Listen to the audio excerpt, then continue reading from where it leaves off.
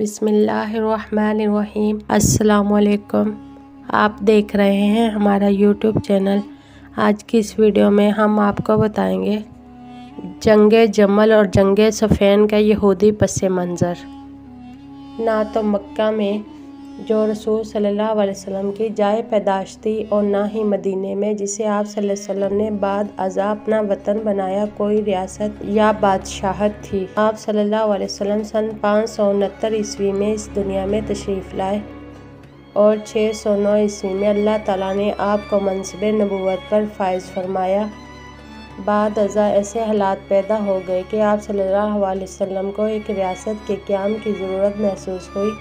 अपने हम वतनों की सख्तियों से तंग आकर आपने मदीना हिजरत फरमाई। अमकानात बहुत रोशन नहीं थे। मुशरिकीन मक्का जो आप सल्लल्लाहु अलैहि वसल्लम के कत्ल की अपनी साजिश की नाकामी और बच निकलने के बाद मदीने में बाहिफाजत तशरीफ़ आवरी पर पेचो ताब खा रहे थे, आप सल्लल्लाहु अलैहि वसल्लम को वहाँ बेचैन से रहने नहीं दे रहे थे।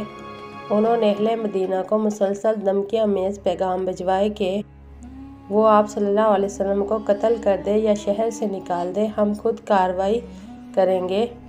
वो शख्सियत जिसे अल्लाह ताला ने पैरवी का शानदार नमूना बनाकर भेजा था, इसे इन रेशेदानियों का जवाब तो देना था। इसलिए आप सल्लल्लाहु अलैहि वसल्लम ने सबसे पहले तो इन सैकड़ों मक्की मुहाजिरीन की बहाली की तरफ तवज्जो की जो अमली तौर पर तन के कपड़ों के सिवा कुछ भी साथ न ला सके थे। ये मसला बहुत जल्द मुस्तक़बिल बुनियादों पर मवाख़ात के मारूफ अमल के ज़रिए हल हो गया और हर मुहाजिर ख़ानदान को एक आसूदा हाल मदनी ख़ानदान के साथ शरीक कर दिया गया। अगला कदम आप सल्लल्लाहु अलैहि वसल्लम ने मदीने के खित्ते में आबाद तमाम कबाइल के नुमाइंदों का एक इजलास बुलाया, जिसमें मुहाजिरीन मक्का, अंसार मदीना, गैर मुस्लिम अरब, ईसाई और यहूदी भी शरीक हुए। सल्लल्लाहु अलैहि वसल्लम ने इजलास में एक मरकजी तंजीम के साथ एक कन्फेडरल सिटी स्टेट बनाने की तजवीज़ पेश की। यहूदियों समेत शुरका की अक्सरियत ने तजवीज़ कबूल कर ली और मुख्तलिफ वजूह की बिना पर गैर मुसलमानों ने ये भी मान लिया कि रसूल सल्लल्लाहु अलैहि वसल्लम ही इस नई रियासत के सरबराह होंगे। चुनांचे मरकज़ और इसका हिस्सा बनने वाले यूनिटों के हकूक़ का तयन कर दिया गया और जिम्मेदारियां भी तफवीज़ कर दी और ये सब कुछ अहाता तहरीर में ले आया गया। इन खुशगन तब्दीलियों से हौसला पाकर रसूल सल्लल्लाहु अलैहि वसल्लम ने मदीने के गिरदोनवाह में वाक़ा कबायली आबादियों के दौरे किए और इन्हें एक फ़ौजी इत्तेहाद बनाने की तजवीज़ पेश की। आप सल्लल्लाहु अलैहि वसल्लम ने इन्हें बताया कि अगर आप पर हमला हुआ तो हम आपकी मदद को आएंगे और अगर हम पर हमला हुआ हमने आपको बुलवाया तो आपको भी आना होगा। इस मुआहदे में मजहबी इख्तिलाफात को एक तरफ रख दिया गया। ये मुआहदे मदीने से शुमाल, जनूब और मगरिब में आबाद कबाइल से किए गए। जब मंडला हकीकत बन गया तो गोया मुशरिकीन मक्का से इंतकाम लेने और सज़ा देने का वक्त आ गया, जिन्होंने बहुत से मुसलमान मर्दों, औरतों, हत्ता के बच्चों को भी महज इस्लाम लाने की पादाश में कत्ल कर दिया था और इन्हें माली नुकसान पहुंचाया था। ताहम रसूल सल्लल्लाहु अलैहि वसल्लम ने सज़ा के पुरअमन तरीके को तरजीह दी और इन्हें माशी मार मारने का फ़ैसला किया और हुक्म दे दिया कि कुरैश के शुमाल, मिस्र, शाम, इराक़ को जाने वाले तजारती काफ़िलों पर मदीना और इसके इत्तेहादी कबाइल के पास से गुजरने वाले रास्ते बंद कर दिए जाएं। अहले मक्का ने बरोज़ ताकत काफ़िले गुजारने की कोशिश की, जिसके नतीजे में जंगे बदर हुई और इसके बाद उहद और खंदक की जंगों की नौबत आई। जब अहले मक्का की तमाम उम्मीदें ख़त्म हो गई तो रसूल सल्लल्लाहु अलैहि वसल्लम ने सियासी हमला करने का फ़ैसला किया। मक्का के इलाके में कहत फूट पड़ा था। रसूल सल्लल्लाहु अलैहि वसल्लम ने मुसलमानों के ज़ेरे इलाके नदद से मक्के के लिए रसीद पर आयद पाबंदी ख़त्म कर दी और गरीब लोगों की मदद के लिए सोने की 500 अशरफियाँ भी भिजवाई।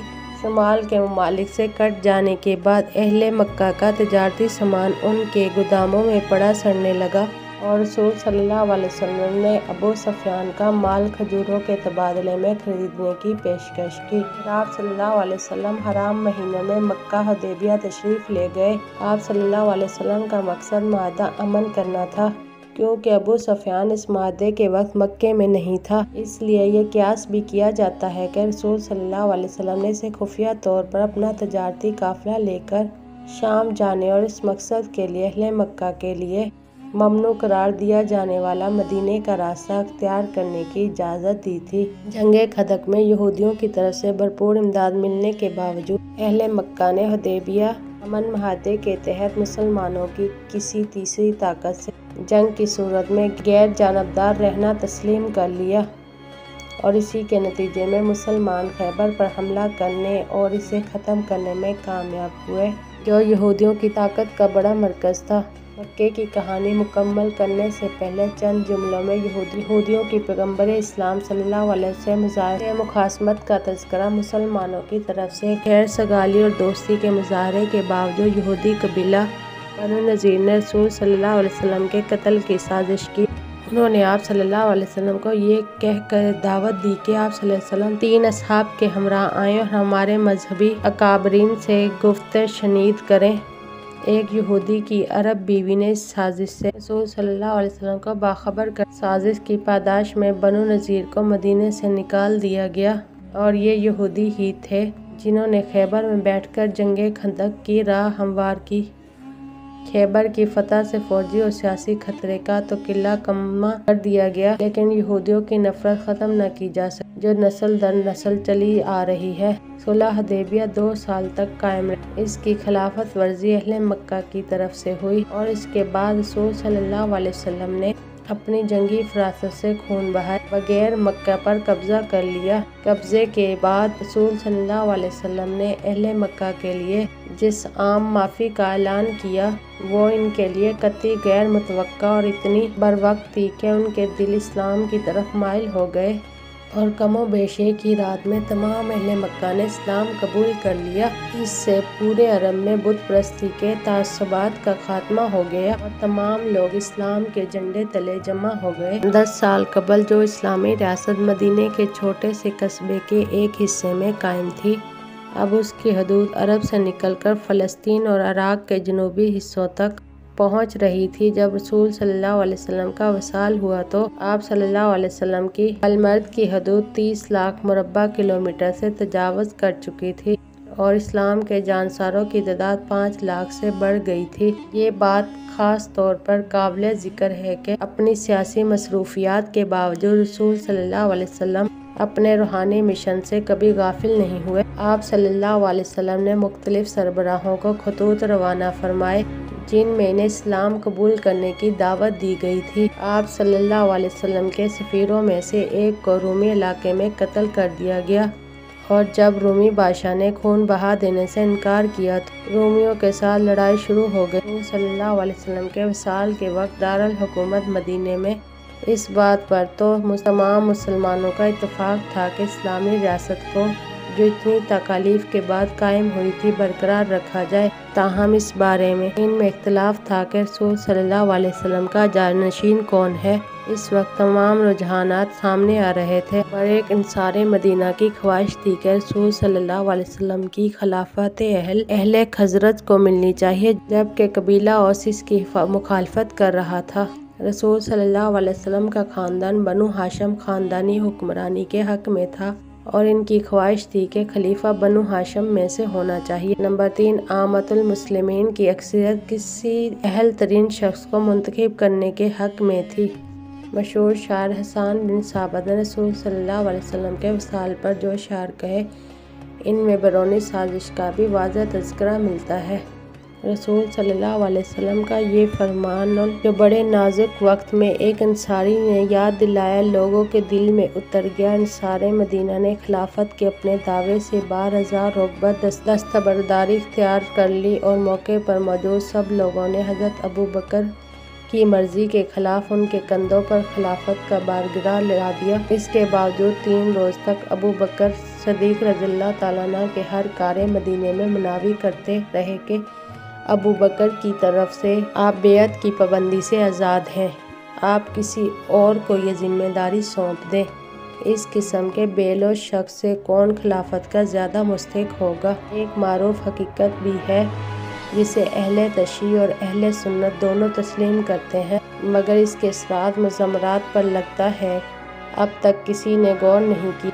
کہا جاتا ہے کہ ابو بکر رضی اللہ تعالیٰ عنہ کے انتخاب کے بعد حضرت بی بی فاطمہ رضی اللہ تعالیٰ عنہ اپنے چچا حضرت عباس کے ہمراہ ابو بکر رضی اللہ تعالیٰ عنہ سے ملنے تشریف لے گئی اور مطالبہ کیا کہ نہ صرف رسول صلی اللہ علیہ وسلم کا ورثہ آپ صلی اللہ علیہ وسلم کے ورثہ میں تقسیم کیا جائے بلکہ باغ فدق اکیلے انہیں دیا جائے۔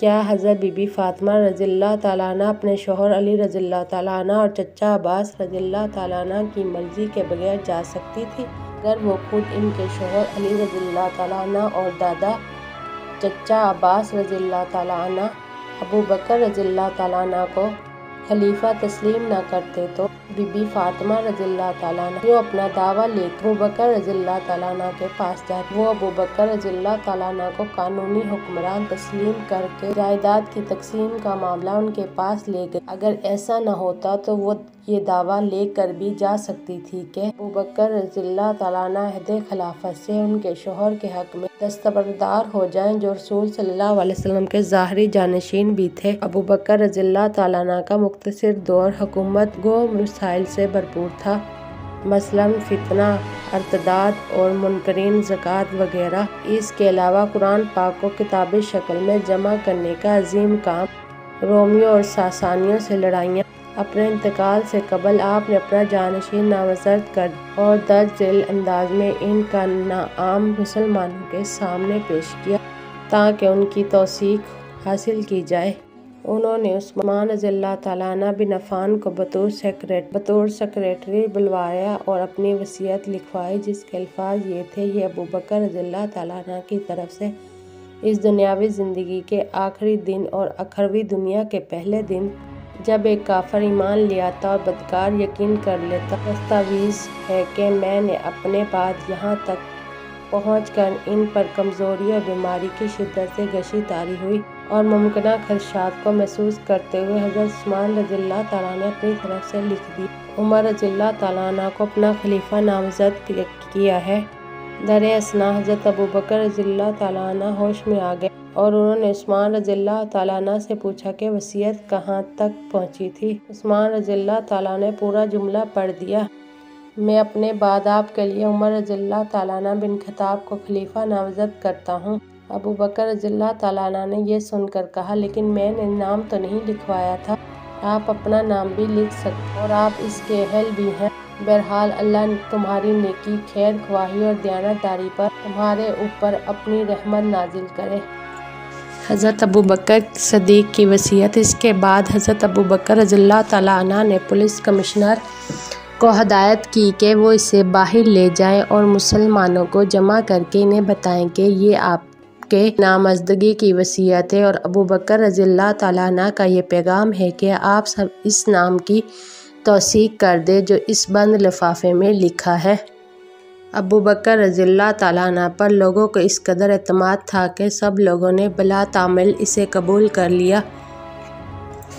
ابو بکر رضی اللہ تعالیٰ عنہ کے انتقال کے بعد ہر بمہر لفافہ کھولا گیا اور پھر عمر رضی اللہ تعالیٰ عنہ کے لیے بیعت کی تجدید کی گئی۔ تقریباً 12 برس بعد ایک غلط فہمی کی بنا پر انہیں شہید کر دیا گیا۔ جان آفرید کے سپرد کرنے سے قبل حضرت عمر رضی اللہ تعالیٰ عنہ نے ایک کمیشن مقرر کر دیا اور انہیں ہدایت کی کہ ان سب سے کسی ایک کو خلیفہ منتخب کر لیں۔ یہ تمام 10 مبشرہ میں سے تھے۔ 10 اصحاب رضی اللہ تعالیٰ عنہ جنہیں رسول کریم صلی اللہ علیہ وسلم نے دنیا میں ہی جنت کی بشارت دی تھی، ان میں سے 2 کا پہلے انتقال ہو چکا تھا اور ایک خود عمر رضی اللہ تعالیٰ عنہ بستر مرگ پر تھے۔ باقی 7 میں سے ایک کو جو ان کے قریبی رشتہ دار تھے انہوں نے فہرست سے خارج کر دیا، پھر اس خیال سے کہ 6 کے انتخاب میں ووٹ برابر ہو سکتے ہیں انہوں نے 7ویں رکن کا اضافہ کر دیا، لیکن اسے صرف ووٹ دینے کا اختیار تھا، وہ خود خلیفہ نہیں بن سکتا تھا۔ تاہم اس پر پابندی تھی کہ وہ صرف اس وقت ووٹ دیں اگر ووٹ برابر ہو جائیں اور اس طرح ووٹ دیں جس طرح عبد الرحمن رضی اللہ تعالیٰ عنہ بن عوف پر اس غیر معمولی اعتماد کی وجہ غالباً ایک واقعہ ہے کہ جب حضرت عمر رضی اللہ تعالیٰ عنہ قاتلانہ حملے میں زخمی ہوئے تو انہیں عبد الرحمن رضی اللہ تعالیٰ عنہ بن عوف کے گھر لے جایا گیا اور عمر رضی اللہ تعالیٰ عنہ نے انہیں ملنے کی خواہش ظاہر کی، اس خدشے کے پیش نظر کہ کہیں عمر رضی اللہ تعالیٰ عنہ انہیں خلافت کے لیے نامزد نہ کر دیں۔ جو ہی وہ عمر رضی اللہ تعالیٰ عنہ کے سامنے آئے تو اسلام کے بعد فوراً بول اٹھے، نہیں نہیں، مجھے نامزد نہ کرنا، میں خلافت کا خواہش مند نہیں۔ عمر رضی اللہ تعالیٰ عنہ کے انتقال کے بعد جب کمیشن کا اجلاس ہوا تو عبد الرحمن عنہ بن عوف نے تجویز کیا کہ جو امیدوار نہیں ہیں ان کا اعلان کر دیا جائے۔ چنانچہ 4 کی دستبرداری کے بعد حضرت عثمان رضی اللہ تعالیٰ عنہ اور حضرت علی رضی اللہ تعالیٰ عنہ رہ گئے، جس پر عبد الرحمن رضی اللہ تعالیٰ عنہ بن عوف نے تجویز کیا کہ وہ دونوں کسی ایک پر اتفاق کر لیں۔ دونوں نے ذمہ داری عبد الرحمن کے کندھوں پر ڈال دی۔ انہوں نے ذاتی رائے دینے کے بجائے عامۃ المسلمین سے مشورہ کیا۔ ابن کثیر کے الفاظ میں انہوں نے لوگوں کے انفرادی اور اجتماعی رائے لینا شروع خفیہ طریقے سے بھی اور ظاہری سے بھی، وہ گھروں میں بھی گئے، عورتوں سے بھی رائے لی، انہوں نے مدارس کے طالب علموں سے بھی پوچھا، حتیٰ کہ مدینے میں ٹھہرے ہوئے مسافروں اور بدوؤں سے بھی دریافت کیا۔ اس ساری مہم جوئی میں ان پر منکشف ہوا کہ صرف 2 افراد عمار رضی اللہ تعالیٰ عنہ بن یاسر اور مقدار رضی اللہ تعالیٰ عنہ بن اسود حضرت علی رضی اللہ تعالیٰ عنہ کی حمایت کر رہے ہیں، جبکہ مسلمانوں کی باری اکثریت عثمان رضی اللہ تعالیٰ عنہ کے حق میں ہے۔ 3 روز مسلسل مشوروں کے بعد حضرت عبد الرحمن رضی اللہ تعالیٰ عنہ بن عوف نے مسلمانوں کو جمع ہونے کے لیے کہا۔ پہلے انہوں نے عثمان رضی اللہ تعالیٰ اور حضرت علی رضی اللہ تعالیٰ عنہ سے باری باری پوچھا، اگر میں آپ کو نامزد نہ کروں تو آپ دوسروں کی اطاعت کا وعدہ کرتے ہیں؟ دونوں نے ہاں میں جواب دیا۔ پھر سب کے سامنے انہوں نے باری باری دونوں سے پوچھا، اگر میں آپ کو منتخب کروں تو کیا آپ قرآن، حدیث اور پیش روؤں ابو بکر رضی اللہ تعالیٰ عنہ اور عمر رضی اللہ تعالیٰ عنہ کی روایت کی پابندی کریں گے؟ عثمان رضی اللہ تعالیٰ عنہ کا جواب ہاں میں تھا، تاہم علی رضی اللہ تعالیٰ عنہ نے کہا قرآن اور سنت ہاں، مگر ابو بکر رضی اللہ تعالیٰ عنہ اور عمر کی روایت کی پابندی کو میں ضروری نہیں سمجھتا، میں خود قانون وضع کر سکتا ہوں۔ اس کے بعد حضرت عبد الرحمن بن عوف نے اپنا سر آسمان کی طرف اٹھایا اور کہا، باری تعالیٰ تو جانتا ہے میرے سوائے اس کے کوئی دلچسپی کہ میں امت مسلمہ کی بہتری اور فلاح کو عزیز رکھتا ہوں۔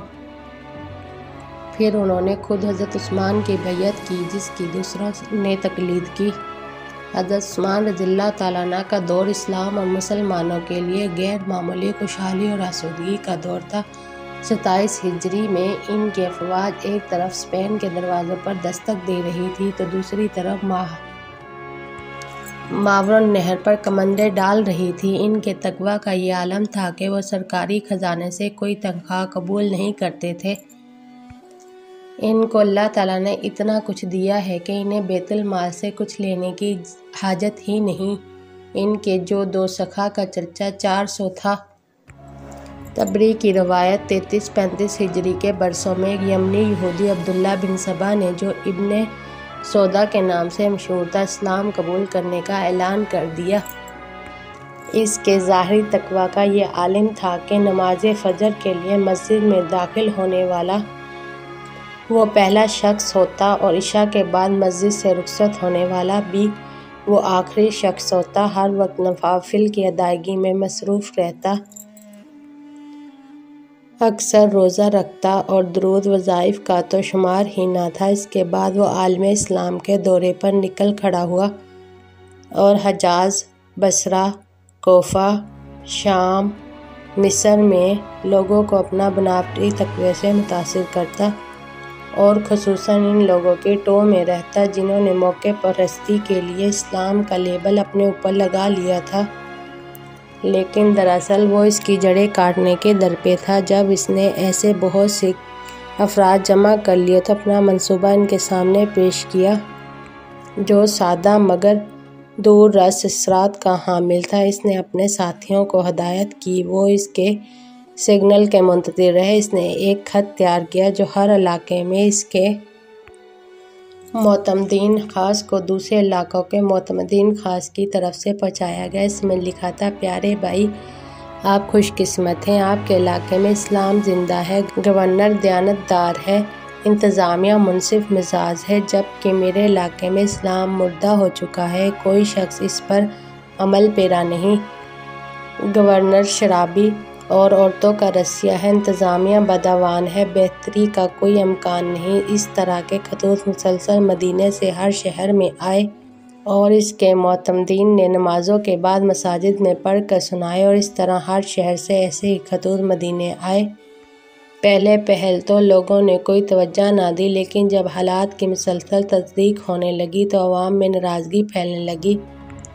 بعض نے یہ اطلاعات خلیفہ حضرت عثمان رضی اللہ تعالیٰ عنہ تک بھی پہنچائی۔ اپنے معمول کے مطابق انہوں نے فوراً کارروائی کی اور لوگوں سے مشورہ کیا کہ کیا کرنا چاہیے۔ فیصلہ ہوا کہ مدینے سے بااعتماد اور غیر جانبدار لوگوں کو ان علاقوں کے دورے پر بھیجا جائے جہاں کے بارے میں شکایت کی گئی ہے وہ اسلام سے دور ہو گئے ہیں، اور یہ لوگ خود مشاہدہ کر کے الزامات کی تحقیقات کریں۔ بظاہر یہ لوگ گروپوں کی شکل میں نہیں گئے، بلکہ ہر ایک اپنے لیے مقرر علاقے کی طرف گیا۔ طبری کے مطابق تمام نمائندے اپنے مقررہ وقت پر دارالحکومت پہنچ گئے۔ یہی خبر لائے کہ نامعلوم افراد کی طرف سے عائد کیے جانے والے الزامات بے بنیاد ہیں اور حالات بہت اچھے اور معمول کے مطابق ہیں۔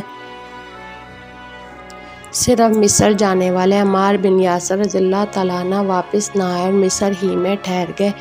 کچھ ہی عرصے بعد گورنر مصر نے خلیفہ کو رپورٹ بھجوائی کہ یہاں کچھ لوگوں نے عمار رضی اللہ تعالیٰ عنہ کو چکر دے کر ساتھ ملا لیا ہے اور ان کے ساتھ جمع ہو رہے ہیں، جن میں عبداللہ بن سودا بھی شامل ہے۔ خلیفہ نے رواداری کا مظاہرہ کیا۔ طبری نے لکھا ہے کہ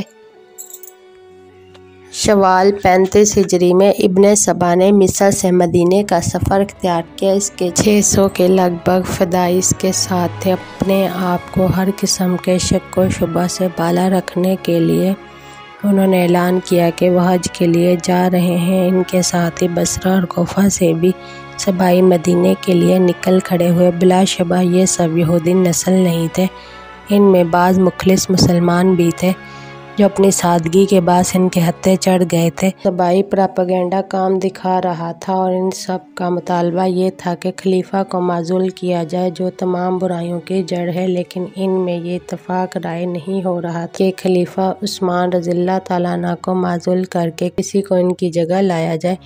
مصریوں کا مطالبہ تھا کہ حضرت علی رضی اللہ تعالیٰ عنہ کو خلیفہ مقرر کیا جائے۔ بصرہ کے سبائی حضرت طلحہ رضی اللہ تعالیٰ عنہ کے حق میں تھے، جبکہ کوفی حضرت زبیر رضی اللہ تعالیٰ عنہ بن عوام کے حامی تھے۔ عامۃ المسلمین کی حمایت حاصل کرنے کے لیے زمین بڑی احتیاط سے ہموار کی گئی۔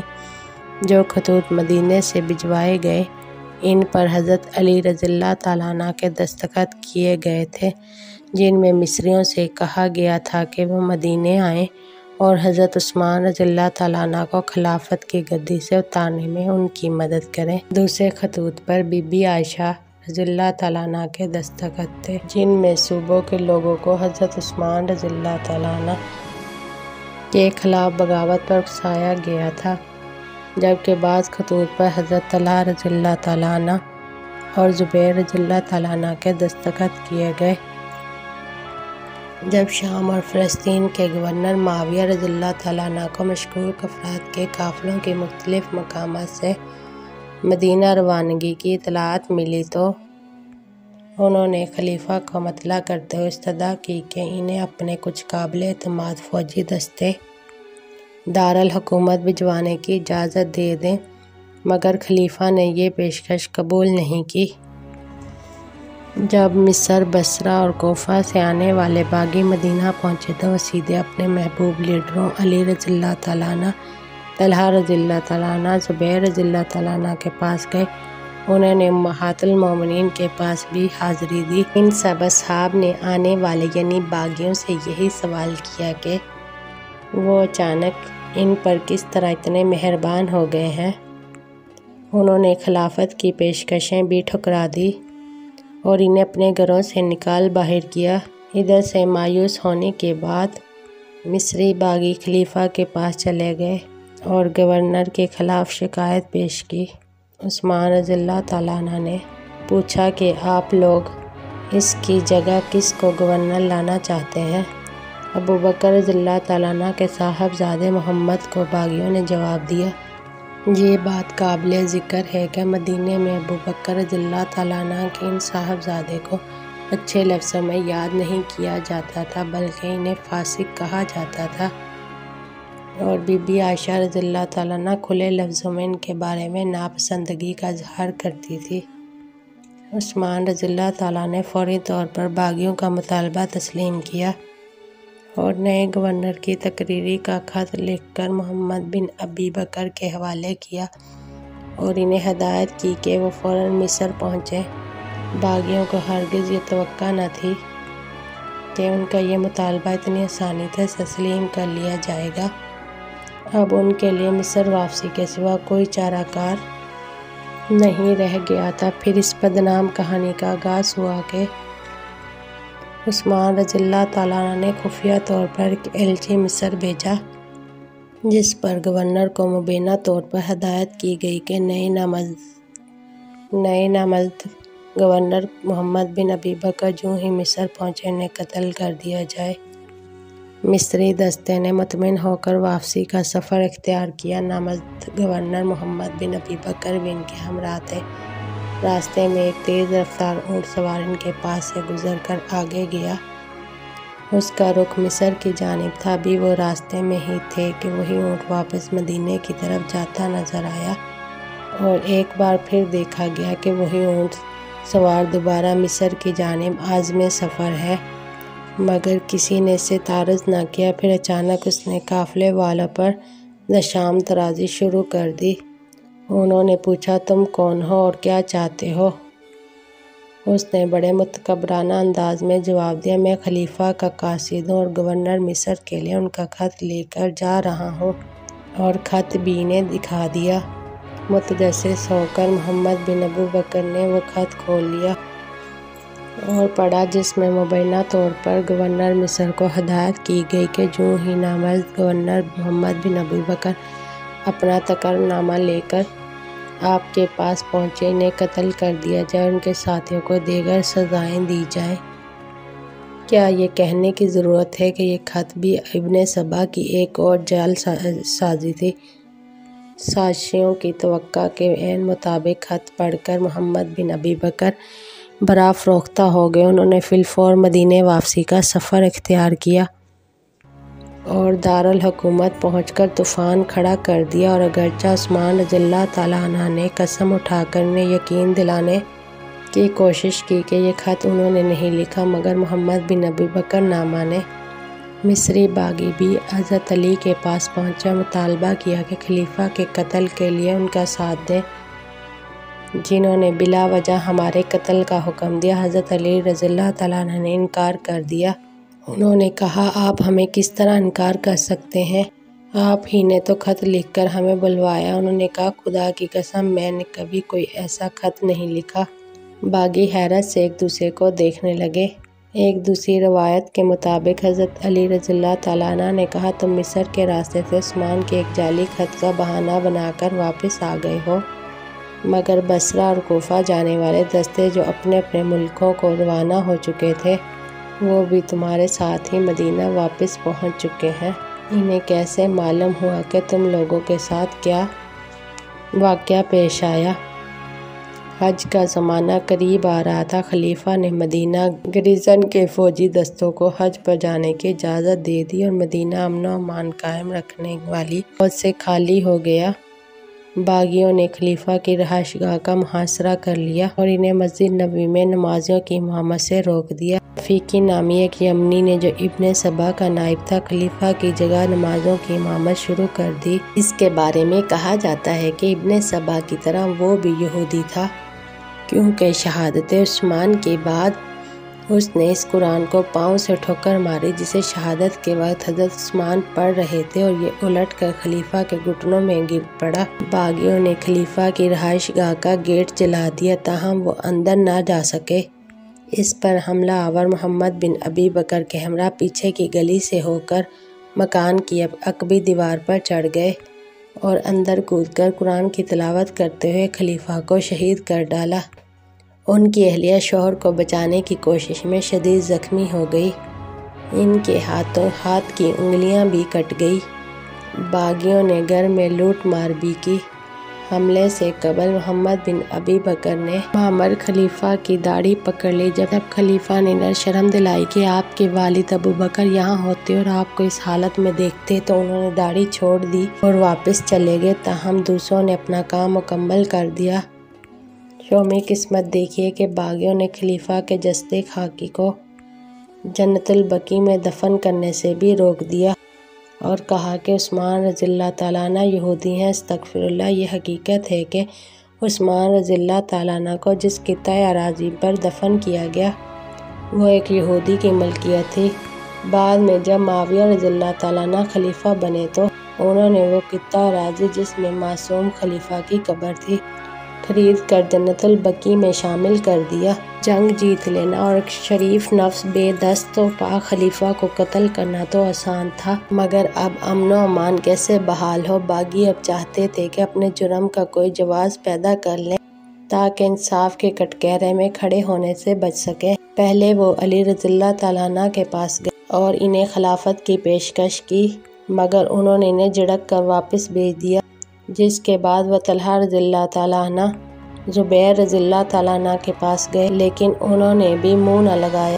پھر انہوں نے ایک اور حربہ اختیار کیا کہ مدینے کی گلیوں میں اعلان کرنے لگے، علی رضی اللہ تعالیٰ عنہ سے کہو کہ وہ خلافت سنبھال لیں ورنہ ہم تمہارا قتل عام شروع کر دیں۔ یہ اس کے نتائج خاطر خواہ نکلے، لیکن روتے پیٹتے حضرت علی کے پاس پہنچے اور استدعا کی کہ انہیں ہتھے سے اکھڑے ہوئے باغیوں کی دستبردی سے بچائیں۔ حضرت علی رضی اللہ تعالیٰ عنہ ان کی آدفعن سے متاثر ہوئے، مگر کہا کہ خلافت عوام الناس کا معاملہ ہے، میں نہ تو آپ کے کہنے پر اور نہ ہی باغیوں کے کہنے پر اسے سنبھال سکتا ہوں۔ یہ بات تو درست ہے کہ خلیفہ کی ضرورت ہے، مگر اس کے لیے لوگوں کی رائے لینا ہوگی، اس لیے میں کل نماز فجر کے بعد لوگوں سے اس کے بارے میں پوچھوں گا۔ اگلے روز نماز کے بعد حضرت علی نے منبر پر کھڑے ہو کر بے گناہ خلیفہ کے بےایمانہ قتل پر دلی دکھ اور صدمے کا اظہار کرنے کے بعد کہا کہ آپ کسی کو خلیفہ منتخب کر لیں، شاید سب سے پہلے چیخنے والے صبائے جنٹ ہی ہوں، جنہوں نے کہا صرف آپ ہی مستحق ہیں کیونکہ آپ سب سے اچھے مسلمان ہیں۔ یہ بھی ہو سکتا ہے کہ یہ کہنے والے سچے مسلمان ہی ہوں، تاہم اس موقع پر کوئی اور نام سامنے نہ آیا اور لوگوں نے حضرت علی کے بیعت کرنا شروع کر دی۔ باغیوں نے دیکھا کہ بعض ممتاز اصحاب اس موقع پر خاموش رہے اور انہوں نے کسی قسم کی سرگرمی کا مظاہرہ نہیں کیا۔ ان پر زید رضی اللہ تعالیٰ عنہ بن ثابت، ابن عمر رضی اللہ تعالیٰ عنہ، طلحہ رضی اللہ تعالیٰ عنہ، زبیر رضی اللہ تعالیٰ عنہ، اسامہ رضی اللہ تعالیٰ عنہ اور صہیب رضی اللہ تعالیٰ عنہ شامل تھے۔ باغیوں کو سب سے زیادہ خدشہ طلحہ رضی اللہ تعالیٰ عنہ اور زبیر رضی اللہ تعالیٰ عنہ سے تھا، اس لیے وہ ان کو یہ نوک شمشیر مسجد میں لائے اور دھمکی دی کہ اگر انہوں نے علی رضی اللہ تعالیٰ عنہ کی بیعت نہ کی تو وہ انہیں قتل کر دیں گے۔ جب باغیوں نے دیکھا کہ دوسرے لوگ لا تعلق اور صالحانہ رویہ اپنائے ہوئے ہیں تو انہوں نے سوچا کہ ان سے بعد میں بیعت لے لیں گے، چنانچہ طلحہ رضی اللہ تعالیٰ عنہ اور زبیر رضی اللہ تعالیٰ عنہ نے جبر اور دباؤ کے تحت بیعت کی۔ عام لوگوں کو توقع تھی کہ علی رضی اللہ تعالیٰ عنہ خلافت کا آغاز ہی قاتلین عثمان رضی اللہ تعالیٰ عنہ کی گرفتاری سے کریں گے، مگر دن اور ہفتے گزرنے لگے اور ایسا کچھ بھی نہ ہوا۔ اب مدینے سے ایک اور خط پورے عالم اسلام میں پھیلایا گیا جس میں کہا گیا تھا کہ علی رضی اللہ تعالیٰ عنہ نے خلیفہ بننے کے لیے عثمان رضی اللہ تعالیٰ عنہ کو قتل کرایا ہے، اور یہی وجہ ہے کہ قاتلین عثمان رضی اللہ تعالیٰ عنہ سے کوئی تعرض نہیں کیا گیا۔ آہستہ آہستہ لوگوں کو اس الزام پر یقین آنے لگا۔ یہ فطری بات تھی۔ حضرت عثمان رضی اللہ تعالیٰ عنہ کی اہلیہ اور بچوں کو ہر شخص سے زیادہ دلچسپی تھی کہ قاتلین عثمان رضی اللہ تعالیٰ عنہ کے خلاف نظام انصاف کو حرکت میں لایا جائے، اس لیے آپ کی اہلیہ نے اپنی کٹی ہوئی انگلیاں اور عثمان رضی اللہ تعالیٰ عنہ کا خون آلود کرتا جو بوقت شہادت زیب و تن کیے ہوئے تھے۔ معاویہ رضی اللہ تعالیٰ عنہ کو شام بھجوایا جو عثمان رضی اللہ تعالیٰ عنہ کے قریبی رشتہ دار تھے، اور ان پر زور دیا کہ قتل عثمان رضی اللہ تعالیٰ عنہ کا انتقام لیا جائے۔ میرا ذاتی اندازہ ہے کہ صبائیوں نے شام سے خطوط علی رضی اللہ تعالیٰ عنہ کو بھجوائے ہوں گے، جن میں انہیں بھڑکایا گیا ہوگا کہ معاویہ رضی اللہ تعالیٰ عنہ اپنی خلافت کی منصوبہ بندی کر رہے ہیں، بلکہ راہ راست اسلام سے بھی ہٹ گئے ہیں۔ اس قسم کے خطوط جب ایک تسلسل اور منصوبہ بندی کے ساتھ آئیں تو اپنا اثر ضرور دکھاتے ہیں۔ اس موقع پر اپنے مخلص دوستوں کے مشوروں کو نظر انداز کر کے علی رضی اللہ تعالیٰ عنہ نے ایک سیاسی غلطی کا ارتکاب کیا۔ انہوں نے معاویہ رضی اللہ تعالیٰ عنہ سمیت صوبائی گورنروں کو شہادت عثمان کے سانحہ کی اطلاع دیتے ہوئے بتایا کہ وہ خلافت کا منصب سنبھال چکے ہیں، اب وہ نہ صرف خود نئے خلیفہ کی بیعت کریں بلکہ اپنے اپنے صوبوں میں بھی خلیفہ کے لیے بیعت لیں۔ انہوں نے معاویہ رضی اللہ تعالیٰ عنہ کے نام خط میں انہیں گورنر کے منصب سے معزول کرتے ہوئے ہدایت کی کہ وہ چارج نئے گورنر کے حوالے کر دیں۔ یقینی طور پر صبائیوں نے اس صورتحال کا فائدہ اٹھاتے ہوئے معاویہ رضی اللہ تعالیٰ عنہ کو علی رضی اللہ تعالیٰ عنہ کے خلاف بھڑکانے کی کوشش کی، لیکن وہ آسانی سے ان کے چکر میں آنے والے نہ تھے۔ انہوں نے علی کا خط جواب نہایت نرمی سے دیا اور کہا کہ جب قاتلین عثمان کو گرفتار کر کے سزا دے دی جائے وہ بیعت کر لیں گے۔ اسی اثناء میں صبائیوں کی طرف سے عائشہ رضی اللہ تعالیٰ عنہ، حفصہ رضی اللہ تعالیٰ عنہ اور دوسری ازواج مطہرات کو خط بھجوائے گئے، جن میں الزام لگایا گیا کہ علی رضی اللہ تعالیٰ عنہ قاتلین عثمان کو سزا دینے سے انکاری ہیں، اور امہات المومنین ہونے کی حیثیت سے آپ کا یہ حق اور فرض ہے کہ آپ اپنے بچے عثمان رضی اللہ تعالیٰ عنہ کے قاتلوں کے سروں کا مطالبہ کریں۔ بصرہ سے آنے والے خطوط میں یہ پیشکش بھی کی گئی کہ اگر امہات المومنین بصرہ آئیں وہ انہیں ہر ممکن مدد کے لیے حاضر پائیں گی۔ کچھ عرصے بعد طلحہ رضی اللہ تعالیٰ عنہ اور زبیر رضی اللہ تعالیٰ عنہ مکے جانے کے لیے مدینے سے روانہ ہو گئے۔ ان کی منزل بصرہ تھی۔ مورخوں کا کہنا ہے کہ ان کی روانگی سے علی رضی اللہ تعالیٰ عنہ کو خطرہ لاحق ہوا کہ انہوں نے بصرہ کے خزانے پر قبضہ کر لیا اور وہاں کی فوج ان سے مل گئی تو وہ حکومت کے لیے خطرہ بن جائیں گے، اس لیے انہوں نے بھی عراق جانے کا قصد کر لیا۔ ادھر ام المومنین حفصہ رضی اللہ تعالیٰ عنہ پر ان کے بھائی ابن عمر رضی اللہ تعالیٰ عنہ مسلسل زور دے رہے تھے کہ وہ سیاست میں سرگرم حصہ لے۔ اسی اثناء میں عائشہ رضی اللہ تعالیٰ عنہ بھی اپنے کچھ قریبی عزیزوں کے ہمراہ عراق تشریف لے گئی۔ بصرہ کے نزدیک ام المومنین کے گرد جمع ہونے والوں اور علی رضی اللہ تعالیٰ عنہ کی فوج میں تصادم کا خطرہ پیدا ہو گیا۔ بھائیوں کی خطوط مہم سے بہت سی غلط فہمیاں جنم لے چکی تھی۔ بعض مخلص اور غیر جانبدار مسلمانوں نے مصالحت کی کوشش شروع کر دی اور جلد ہی یہ کوشش بارآور ثابت ہوئی۔ حقیقت یہ تھی کہ نہ تو علی رضی اللہ تعالیٰ عنہ قاتلین عثمان کو سزا دینے کے خلاف تھے اور نہ ہی عثمان رضی اللہ تعالیٰ عنہ، طلحہ رضی اللہ تعالیٰ عنہ اور زبیر رضی اللہ تعالیٰ عنہ کے کوئی ذاتی عزائم تھے۔ امن معاہدہ ہو گیا، دونوں طرف کے لوگ پہلی بار سکون کی نیند سو گئے۔ بظاہر ابن سبا کے کھیل کی بساط الٹ چکی تھی، مگر وہ حوصلہ ہارنے والوں میں سے نہیں تھا۔ رات کے آخری پہر اس کے کچھ آدمی عائشہ رضی اللہ تعالیٰ عنہ کے کیمپ میں داخل ہو گئے اور علی رضی اللہ تعالیٰ عنہ کی فوج پر حملہ کر دیا۔ قدرتی طور پر حضرت علی رضی اللہ تعالیٰ عنہ کے کیمپ میں یہی سمجھا گیا کہ عائشہ رضی اللہ تعالیٰ عنہ نے معاہدے کی خلاف ورزی کی اور دھوکے سے حملہ کر دیا ہے۔ تاہم جلد ہی ان کے فوجیوں نے صورتحال پر قابو پا لیا۔ ادھر عائشہ رضی اللہ تعالیٰ عنہ کے کیمپ کو گمان ہوا کہ علی رضی اللہ تعالیٰ عنہ کی طرف سے خلاف ورزی کی گئی ہے۔ اس ساری صورتحال میں عائشہ رضی اللہ تعالیٰ عنہ نے انتہائی جرأت مندی سے صورتحال کا مقابلہ کیا اور آخر تک اپنی اونٹنی پر سوار رہی۔ اسی بنا پر جنگ کو جنگ جمل کا نام دیا گیا۔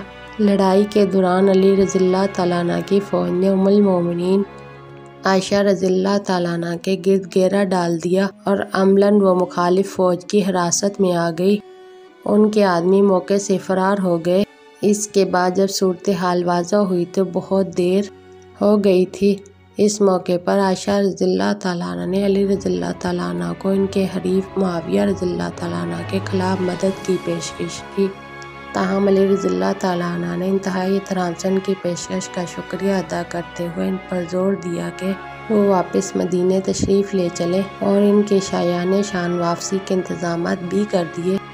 مورخوں نے ایک اور بظاہر معمولی واقعہ کا ذکر کیا ہے جسے یہاں بیان کرنا نامناسب نہ ہوگا۔ جنگ جمل سے قبل یا فوراً بعد کچھ مخلص مسلمانوں نے علی رضی اللہ تعالیٰ عنہ سے شکایت کی کہ قاتلین عثمان رضی اللہ تعالیٰ عنہ ان کی فوج میں آزادی سے پھر رہے ہیں اور ان کے خلاف کوئی کارروائی نہیں کر رہے۔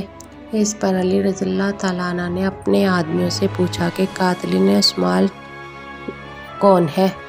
کم و بیش 12,000 آدمی اٹھ کھڑے ہوئے اور چلا کر کہنے لگے میں ہوں۔ یہاں اس حقیقت کو تسلیم کیے بغیر چارہ نہیں کہ اپنی نیک دلی کے باوجود علی رضی اللہ تعالیٰ عنہ کو وہ آزادی حاصل نہیں تھی جو ایک حکمران کو حاصل ہونی چاہیے۔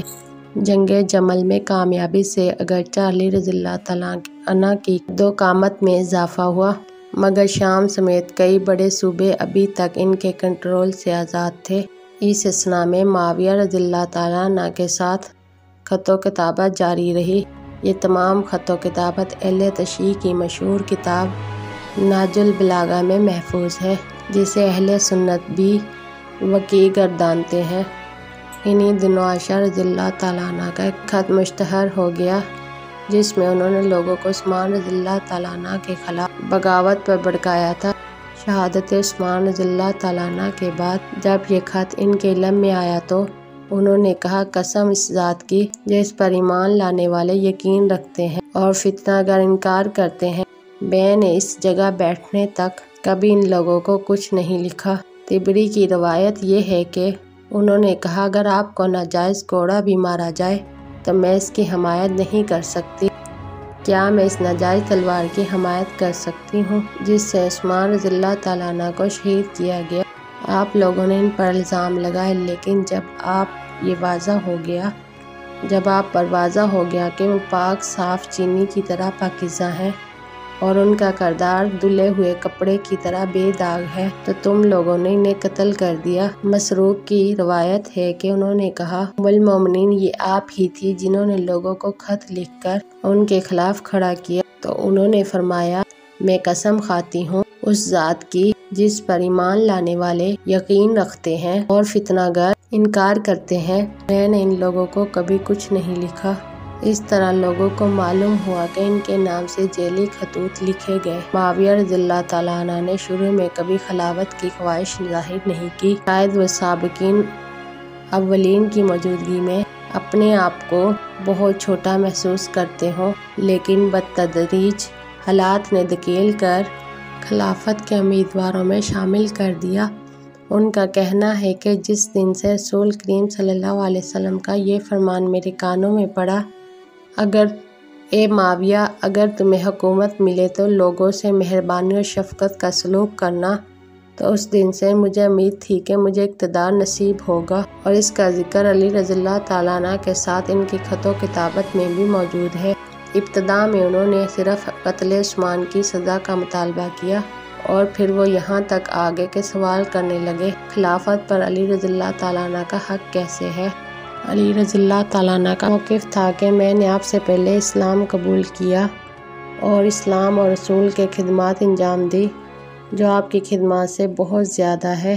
میرا تعلق رسول کے خاندان سے ہے اور خلافت اسی خاندان سے ہونی چاہیے جس کو اللہ تعالیٰ نے نبوت سے سرفراز فرمایا ہو۔ مجھے انہی لوگوں نے منتخب کیا جنہوں نے ابو بکر رضی اللہ تعالیٰ عنہ، عمر رضی اللہ تعالیٰ عنہ، عثمان رضی اللہ تعالیٰ عنہ کو منتخب کیا تھا، یعنی اہل مدینہ نے، اور صوبوں کو تو دارالخلافہ کے فیصلے کی تائید ہی کرنی چاہیے۔ یہ مسلمہ حقیقت ہے کہ حضرت علی رضی اللہ تعالیٰ عنہ نے کبھی اپنے دعوے میں وہ دلیل استعمال نہیں کی جس کی پابندی معاویہ رضی اللہ تعالیٰ عنہ یا کسی بھی دوسرے مسلمان پر فرض ہو کہ رسول صلی اللہ علیہ وسلم نے انہیں اپنا جانشین مقرر فرمایا تھا۔ یہ کہا جا سکتا ہے کہ حضرت علی رضی اللہ تعالیٰ عنہ نے یہ سوچ کر کہ خلافت ایک دنیاوی اعزاز ہے، پہلے 3 خلفاء کے دور میں قربانی دے دی تھی، مگر اس وقت جب وہ باقاعدہ خلافت کے دعوے دار بن چکے تھے بلکہ بذریعہ شمشیر اپنے حق کے لیے لڑ رہے تھے، اس وقت جب ان سے حق خلافت کے دعوے کے لیے دلائل کا مطالبہ ہو رہا تھا تو انہوں نے وہ فیصلہ کن دلیل پیش کیوں نہ کی۔